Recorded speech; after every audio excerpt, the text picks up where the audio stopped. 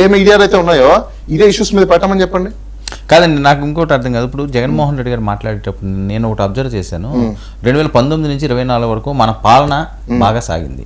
మన పాలననే మీరు వెళ్ళి అక్కడ ప్రజల్లో ప్రజెంట్ చేయండి, అద్భుతంగా చేస్తారు. కాదుగా నేను అనేది, మరి పాలన అంత కరెక్ట్ గా ఉంటే 11 సీట్లే ఎందుకు వస్తాయి? మళ్ళీ అదే చెప్పండి.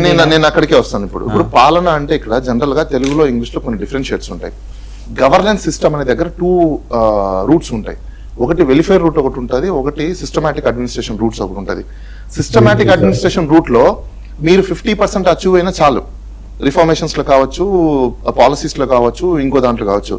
వెలిఫేర్ లో మీరు ఎంత అచీవ్ అనేది వెరీ ఇంపార్టెంట్. ఎందుకంటే ఏ పొలిటికల్ పార్టీ కూడా ఇండియన్ హిస్టరీలో వెలిఫేర్ మీదనే పాలిటిక్స్కి వెళ్ళాయి తప్ప, ఎలక్షన్స్కి వెళ్ళాయి తప్ప, అడ్మినిస్ట్రేషన్ మీదనో నేను ఐఫిల్ టవర్ నాకు అందరికీ అర్థమయ్యే భాషలో చెప్పండి. నేను మిమ్మల్ని స్ట్రైట్ గానే అడిగాను, స్ట్రైట్ గా చెప్తున్నా మీకు. నేను అలా కాదు, మళ్ళీ ఇవన్నీ అది ఎందుకు అలాగంటున్నారు అంటున్నాను నేను. ఆయన అలాగన్నారు ఏంటి? ఇప్పుడు అంత బాగా చేస్తే ఎలక్షన్స్ అనేది అంటే కాదు, ఇప్పుడు వీళ్ళు అన్నట్టుగా ఏదో ఈవీఎంలు ఇది అనుకోవాలి. అవునవును, ఓటింగ్ ఇక్కడ ఓటింగ్ పర్సెంటేజ్ మీకు జస్ట్ మైన్యూర్ మీద అయిపోతుంది. ఎందుకంటే ఇప్పుడు 5 ఓట్లతో ఒకరు నెగ్గారు అనుకోండి, 5 ఓట్లతో 50 నెగ్గితే కౌంట్ మారిపోయింది కదా. జస్ట్ నెంబర్ ఆఫ్ ఓట్స్ తోనే మీకు పర్సెంటేజ్ మారిపోతుంది ఎలక్షన్స్ లో. సో అది క్రైటీరియా కాదు. 2024లో ఉన్నది జెన్యూన్ ఎలక్షన్ కాదు మీ ఫీలింగ్ అంతేనా? కాదు. నేనే ఎగ్జాంపుల్, నేను చాలా ఏరియాలలో నేను కన్సల్టెంట్ ఉన్నాను కదా చెప్తున్నాను. మీరు లాయర్ కదా, మరి ఫైట్ చేయవలసింది కదా దాని మీద. చేసాం కదా ఆ టైంలో. మీ ఓపెన్ గా చెప్తాను, జనసేన పార్టీకి గాజుగా సింబల్ వచ్చింది.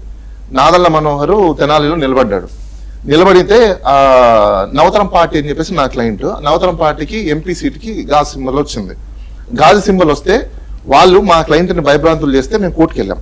కోర్టు ఏం చెప్పిందంటే, ఎలక్షన్ ఆర్ఓ ఉన్నారు కదా, మీరు రిప్రజెంటేషన్ ఆయనకి ఇచ్చేసి ఈ సింబల్ ఇవ్వడానికి కుదరదని చెప్పి కాన్ఫ్లిక్ట్ వచ్చింది.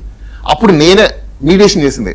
ఆ ఎమ్మెల్యే తరపున మనుషులు వచ్చి కలెక్టర్ దగ్గర కూర్చొని, నేను కోర్టులో వాదించేసి వెళ్ళిపోయిన తర్వాత కలెక్టర్ దగ్గర కూర్చుంటే లస్సీలు అని తెప్పించి మామూలు కూర్చోపెట్టి కలెక్టర్ రిక్వెస్ట్ చేసుకుని, ఏం తెలుసా సార్, మీ క్లయింట్కి ఎన్ని ఓట్లు వస్తాయి? మహా అయితే 10-15 వేల కంటే ఎక్కువ రావు కదా, ఆయనకు నేను ఏదో ఒకటి పని చేసి పెడతాను, గవర్నమెంట్ లేకపోతే చేంజ్ అయ్యే వర్షం కదా. నేను అన్నా, అదేంటండి డైరెక్ట్ మీరు ఇట్లా చెప్తున్నారు అంటే, ఏం నడుస్తుంది ఇక్కడ అని చెప్పాను. ఇంకా మీకు అన్ని తెలుసు కదండి, నన్ను ఎందుకు నా నోరు ఇప్పనిస్తారు, కొంచెం అర్థం చేసుకోండి సార్, ఎన్ఓసి ఇచ్చేయమని చెప్పండి, వాళ్ళకి ఆ సింబల్ నేను అలర్ట్ చేస్తాను అని చెప్పేసి రిక్వెస్ట్ చేసుకుంటే, ఎన్ఓసి ఇస్తే కావాలంటే ఆన్ రికార్డ్ ఇవన్నీ పేపర్లు తీయించుకోండి. ఆయన ఎన్ఓసి ఇస్తే నేను చెప్తున్నాను కదా, ఆయన ఎన్ఓసి ఇస్తే బటర్ మిల్క్ దాకా మీరు ఎలా తీసుకున్నారండి? ఎవరు? మీరు యాజ్ అడ్వకేట్. అది క్లయింట్ ఇష్టం, ఆయనతో ఫైట్, అది క్లయింట్ ఇష్టం అండి. క్లయింట్ వద్దన్నాడు, నేనేం చేస్తాను దానికి? అక్కడికి వస్తున్నాను.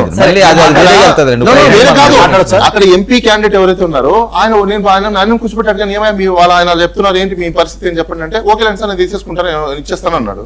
అది క్లయింట్ ఇష్టం, నాకేం సంబంధం. ఇప్పుడు ఆ నవతరం పార్టీ కూడా ఎక్కడుంది? ఈ కూటమిలోనే భాగస్వామ్యంలోనే ఉంది ఇప్పుడు. ప్రాబ్లం లేదు. నాగార్జున గారు సార్, మొదటగా రాసుకున్నట్టున్నారు ఫాస్ట్ గా ఎక్స్ప్రెస్ లో చెప్పండి. మా అక్క పుణ్యశీల అక్క చాలా మాట్లాడతా మేము మళ్ళీ కూలీలని ఇండైరెక్ట్ గా మమ్మల్ని సంబోధిస్తుంది. మరి మొదటిసారి కూలీలు ఎవరయ్యారో ఒకసారి చెప్తాను అక్క. ముందు జగనన్న మొదటిసారి సిపిఐ, సిపిఎం అలాగే